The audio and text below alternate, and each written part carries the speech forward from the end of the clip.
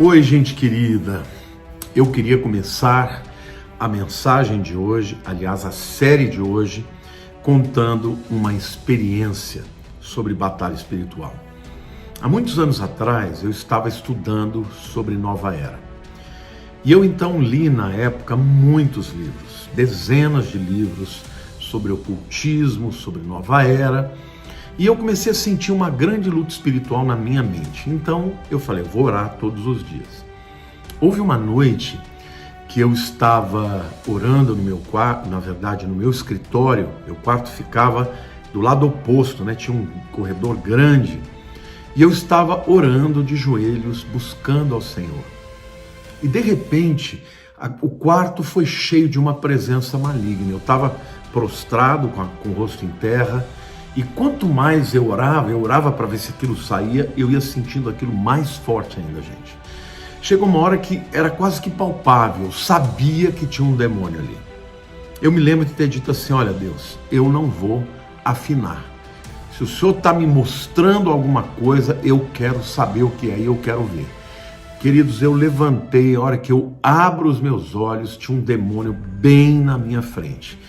Eu me lembro bem, ele tinha os olhos amarelados, ele tinha como se fosse uma couraça, um couro no corpo dele, era um demônio horrendo mesmo.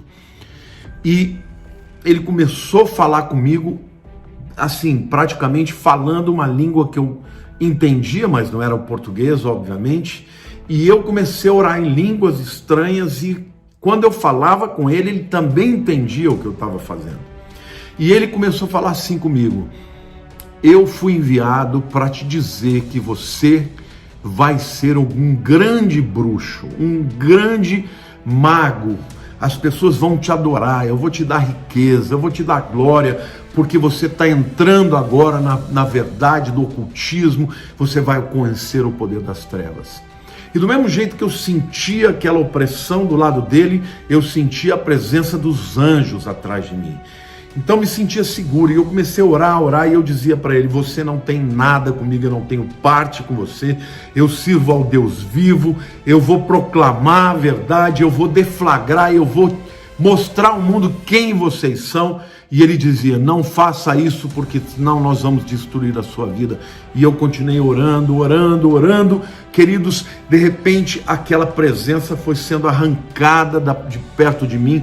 Ele foi levado para o fundo da sala e desapareceu no meio de uma estante que eu tinha de livros. Eu estava ali impactado, né? Estava em prantos, com os olhos todos marejados pela presença de Deus, por aquela experiência sobrenatural. Quando eu chego no meu quarto, eu tive que andar ali talvez uns 20 metros, 15 metros, num corredor.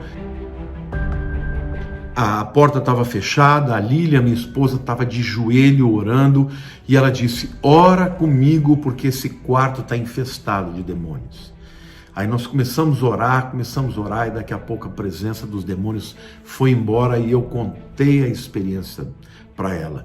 Então, enquanto aquele príncipe veio conversar comigo para me propor coisas horrorosas, ela estava sentindo os demônios invadindo o quarto dela. Gente, o mundo espiritual é mais real do que esse mundo físico que nós vivemos. Muita gente até acredita nisso intelectualmente, mas na prática não sabe muito bem o que fazer. Às vezes as pessoas estão muito oprimidas, estão sentindo essa opressão, estão sentindo como que as forças saindo delas. Às vezes elas percebem alguma coisa estranha porque nada do que fazem dá certo.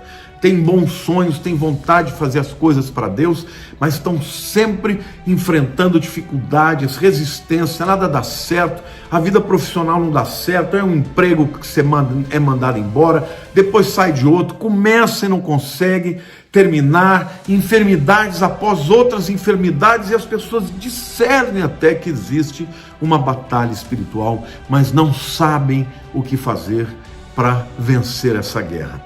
Então, gente, por conta dessas coisas, eu decidi começar essa série sobre batalha espiritual.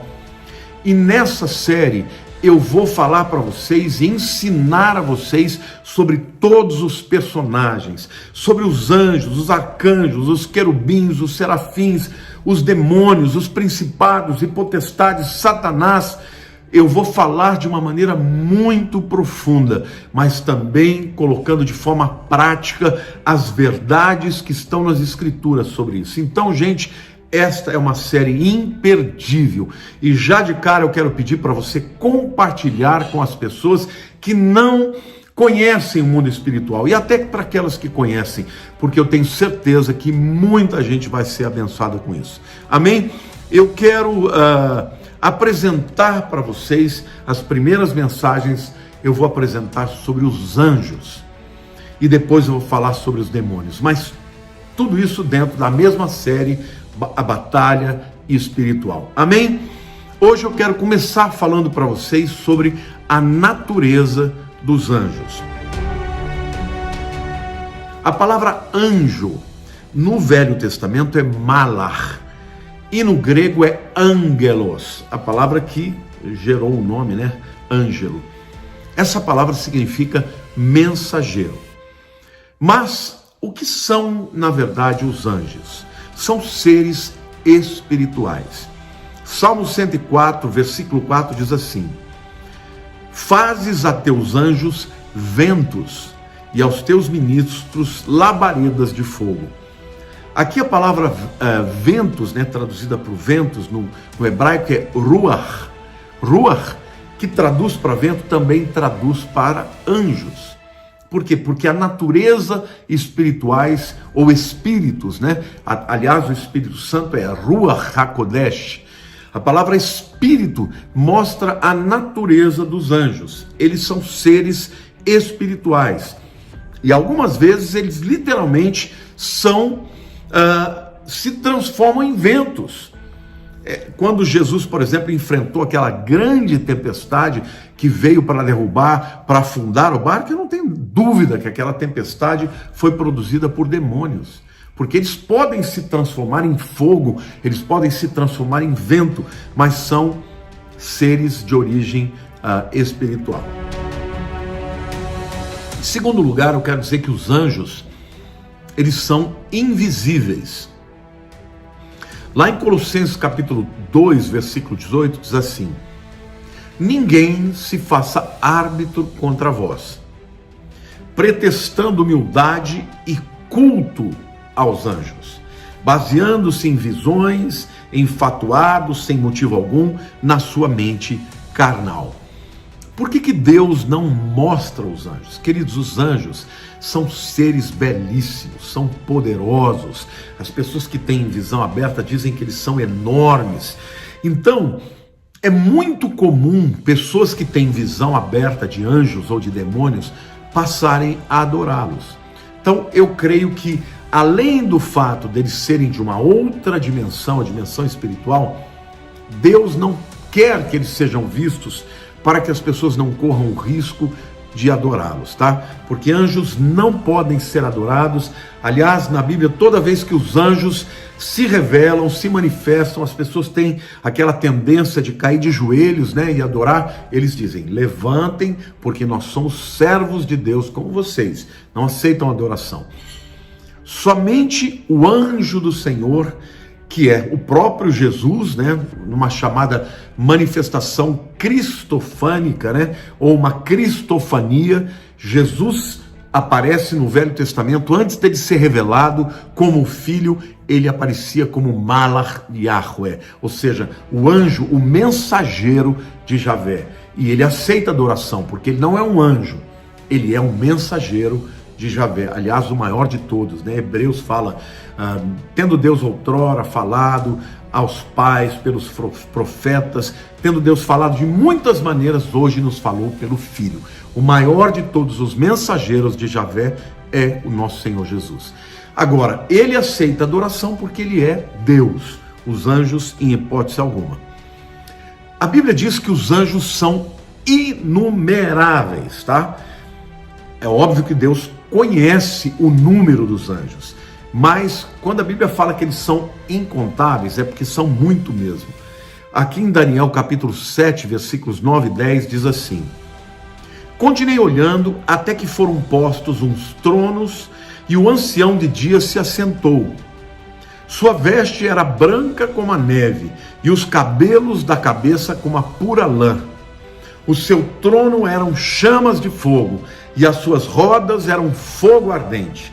Um rio de fogo manava e saía diante dele. Milhares de milhares o serviam e miríades de miríades estavam diante dele. Assentou-se o tribunal e se abriram os livros. Daniel está vendo o momento do juízo final. Eu não vou falar aqui sobre isso, mas se você está acompanhando a minha série sobre a revelação do Apocalipse, vai ter um momento em que eu vou falar sobre o tempo do juízo final, como vai ser.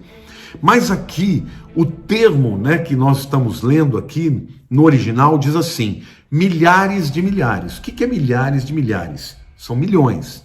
Então, Daniel diz que ele vê milhões de anjos, mas depois ele vê miríades de miríades. Para vocês terem uma ideia, miríades de miríades, tá? Antes de falar sobre miríades de miríades, vou falar sobre miríades. Esta é uma palavra no original, né, no aramaico, que significa 10 mil vezes 10 mil. Então a palavra miríades significa 100 milhões. E o que é miríades de miríades? São 100 milhões vezes 100 milhões. Eu fiz a conta, dá 10 quatrilhões.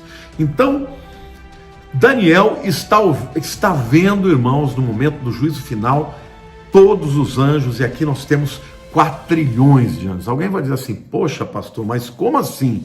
É muito anjo. Queridos, não se esqueçam, os anjos, eles são servos de Deus e eles servem a Deus em todo o universo. E eles são também comparados na Bíblia com as estrelas. Talvez até porque o número das estrelas seja semelhante ao número de anjos, né? Lá em Jó, capítulo 38, versículo 7, diz assim: quando as estrelas da alva juntas alegremente cantavam e rejubilavam todos os filhos de Deus. Você estava lá quando tudo isso aconteceu na criação? Não. Mas aqui fica claro que os anjos são chamados de estrelas, comparados às estrelas. Talvez até pelo seu número ser tão numeroso, né? A gente sabe que só na nossa galáxia, a Via Láctea, tem por volta de 100 bilhões de estrelas. E os cientistas, os astrônomos, já falam de 100 bilhões de galáxias. Então tem 4 trilhões de estrelas, com certeza, no universo. Então o número desses anjos são números incontáveis, extraordinariamente grandes. Os anjos têm personalidades diferentes. E há 3 características diferentes que formam a personalidade: inteligência, vontade e emoção. E os anjos têm tudo isso. Lá em Daniel capítulo 9, versos 21 e 22, a Bíblia diz assim: falava ainda na oração, aqui é Daniel orando, tá? Quando o homem Gabriel, que eu tinha observado na minha visão ao princípio, veio rapidamente voando. Então, apesar dele chamar Gabriel de um homem, porque ele tem uma aparência de homem, ele veio voando. Então, óbvio que não é um homem normal, é o anjo Gabriel. Veio rapidamente voando e me tocou a hora do sacrifício da tarde. Isso é 3 horas da tarde. Estava lá Gabriel orando às 3 da tarde, veio o anjo Gabriel voando na aparência de um homem, né? E ele queria instruir-me. Falou comigo e disse: Daniel, agora saí para fazer-te entender o sentido. Gente, Daniel era tão sábio que ele foi considerado o maior sábio de toda a Babilônia, em todos os reinos nos quais ele presidiu, e até foi um sábio, né? Com Nabucodonosor, com o seu genro Nabonido, depois com seu neto Belsazar, depois com Dario. Onde quer que Daniel estivesse, ele se destacava em inteligência e sabedoria. No entanto, este anjo, o anjo Gabriel, vem para instruí-lo, ou seja, é mais inteligente do que Gabriel. Mas os anjos também têm vontade. Lá em Judas, né? Judas só tem um capítulo. versículo 6 diz assim: e há anjos os que não guardaram seu estado original, mas abandonaram o seu próprio domicílio, ele tem guardado sobre trevas em algemas eternas, para o juízo do grande dia. Ou seja, eles tiveram a opção de escolher seguir a Satanás e não permanecer com Deus. Portanto, anjos têm vontade, mas anjos também têm emoção.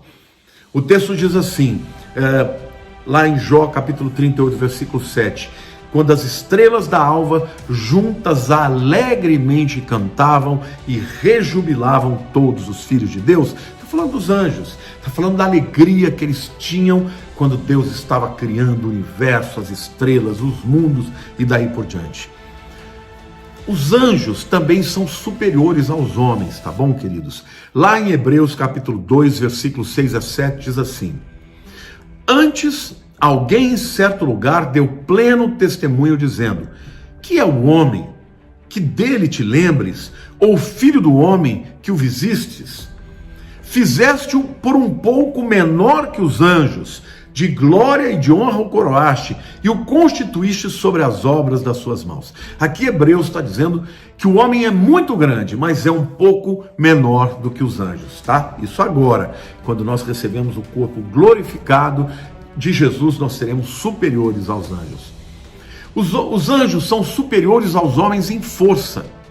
2 Pedro, capítulo 2, versos 10 e 11, diz assim: especialmente aqueles que, segundo a carne, andam em muitas paixões e menosprezam qualquer governo, atrevidos, arrogantes, não temem difamar autoridades superiores, ao passo que anjos, embora maiores em força e poder do que os homens, não proferem contra eles juízo infamante, ou contra as autoridades, contra elas, juízo infamante na presença do Senhor.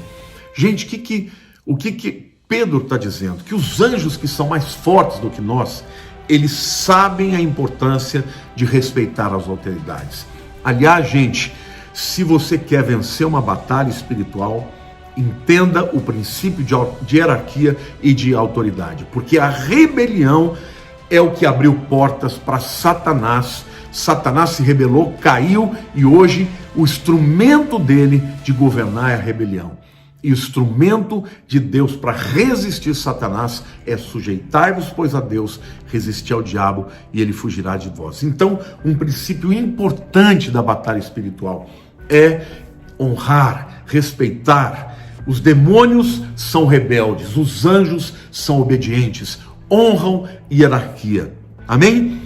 Eles são superiores também em inteligência. Daniel capítulo 10, versículo 4 diz assim: agora vim para fazer-te entender o que há de suceder ao teu povo nos últimos dias, porque a visão se refere a dias ainda distantes. Ou seja, Gabriel está contando para Daniel de coisas que ele nem sonhava. Mas eles são inferiores a Deus. Por quê? Porque não são onipresentes. Lá em Daniel capítulo 10, versículo 12, o anjo Gabriel diz assim: então me disse, não temas, Daniel, porque desde o primeiro dia em que aplicaste o coração a compreender e a humilhar-te perante o teu Deus, foram ouvidas as tuas palavras, e por causa das tuas palavras é que eu vim. Mas demorou 21 dias. Gabriel não fez assim e estava na presença de Daniel. Não, ele teve que viajar, né? Então ele não é onipresente. Ele também não é onipotente. O versículo 13 diz assim, que quando ele estava vindo, né? Mas o príncipe do reino da Pérsia me resistiu por 21 dias. Porém Miguel, um dos primeiros príncipes, veio para ajudar-me, e eu obtive vitória sobre os reis da Pérsia. Ou seja, ele era muito poderoso, mas ele enfrentou um principado que era um demônio de patente superior, e ele não conseguiu vencer. Ele precisou que viesse outro de patente superior, que era o arcanjo Miguel. Então, os anjos, os arcanjos, eles são muito poderosos, mas não são onipotentes, tá? Mas eles também não são oniscientes. Mateus 24, 36 diz assim: mas a respeito daquele dia e hora ninguém sabe, nem os anjos dos céus, nem o Filho, senão o Pai.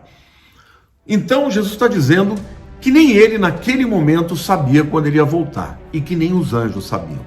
Mas aqui vale um parêntese. Jesus, quando se tornou um homem, ele se esvaziou. Ele não era onipresente, não era onipotente e nem onisciente. Mas depois que ele ressuscitou, recebeu o corpo glorificado, ele é Deus. Todas as suas faculdades de Deus foram recuperadas. Então hoje ele sabe o dia que vai voltar, sim. Amém? Bom, gente, eu quero aqui concluir dizendo para você o seguinte: é muito importante você usar os anjos na batalha espiritual, porque os anjos foram criados para servir a Deus e para servir aqueles que hão de herdar a salvação. A Bíblia deixa claro: ao seu anjo dará ordem para que te guardem. Amém? A Bíblia deixa claro que os anjos estão envolvidos na batalha espiritual. Os demônios vêm contra a tua vida, vêm contra a tua família, vêm contra o teu negócio. Eles querem impedir o plano de Deus na tua vida, querem te levar à queda, querem te levar à morte. Mas os anjos de Deus estão à sua disposição. Então, meu querido, não enfrente uma luta, uma batalha espiritual sem usar os anjos na tua vida. Ao longo dessa série, eu vou ensinar para vocês tudinho como fazer isso. Amém? Mas eu quero terminar dizendo para vocês que essa série vai ser extraordinária, vai ser muito legal. Na mensagem seguinte, eu vou falar dos tipos de anjos, vou falar da sua hierarquia ou do seu ranking, vou falar das diferentes funções, vou falar das atividades que eles têm na terra e no céu. Vai ser imperdível. Quem assistir todos esses vídeos vai se tornar um professor, um expert em anjos e demônios e batalha espiritual. Em nome de Jesus, eu declaro a vitória do Senhor na tua batalha, na tua guerra, na tua casa, na tua família. Eu declaro que toda depressão vai sair, que toda enfermidade lançada por demônios vai sair, porque você vai conhecer a palavra de Deus. A Bíblia diz: errais porque não conheceis nem as Escrituras, nem o poder de Deus. Você precisa das duas coisas. Nesta série sobre batalha espiritual, nós vamos ensinar, então você vai ter conhecimento, mas nós vamos também te estimular a receber o poder de Deus para lutar a guerra espiritual com o poder de Deus e com a ajuda dos seus anjos, em nome de Jesus. Meu querido, te amo, espero que você tenha gostado. Aguarde que a próxima já vem aí, logo aí, em nome de Jesus. Que Deus te abençoe e, por favor, compartilhe com todo mundo, em nome de Jesus. Um beijo no teu coração.